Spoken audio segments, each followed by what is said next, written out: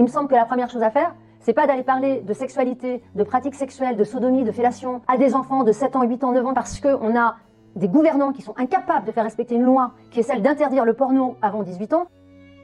L'éducation à la sexualité ne s'attaque pas aux actions vraiment utiles qu'il faudrait mettre en place, à savoir instaurer des barrières effectives et fiables d'accès à la pornographie sur Internet pour les mineurs. SOS Éducation.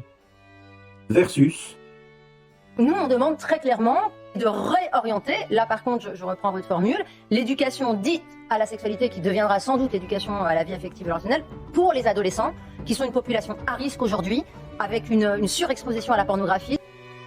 L'influence néfaste de la pornographie et du numérique dans les relations et les comportements sexuels entre les jeunes est telle que nous sommes favorables à cette thématique qui devrait être un thème prioritaire pour l'éducation à la sexualité en milieu scolaire. SOS Éducation.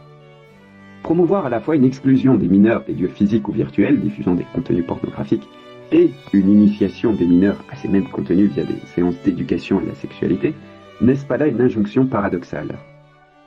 Les recommandations de la délégation pour lutter contre les violences pornographiques.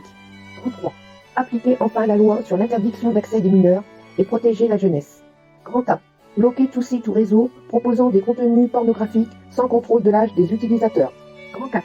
Éduquer, éduquer, éduquer. Grand A. Appliquer enfin la loi sur l'éducation à la sexualité. Annick Billon, Alexandra Borchio-Fontin, Laurence Cohen, Laurence Rossignol, sénatrice. Pourquoi le pouvoir politique n'a-t-il jamais imposé la pleine effectivité juridique et technologique de l'article 227-24 du Code pénal en vigueur depuis le 1er mars 1994 interdisant l'accès des mineurs au contenu pornographique? Dès lors, légitimer une éducation à la sexualité en prétextant les conséquences de la pornographie ne constitue-t-il pas une manœuvre trompeuse? Nous exigeons la suppression de l'éducation à la sexualité dans sa totalité et pour tous les mineurs, à l'exception de l'enseignement scientifique de la biologie dispensé à partir de la classe de 3e. et donc L'abrogation de l'article L312-16 du Code de l'éducation imposant ces séances. #éducation L312-16 abrogation.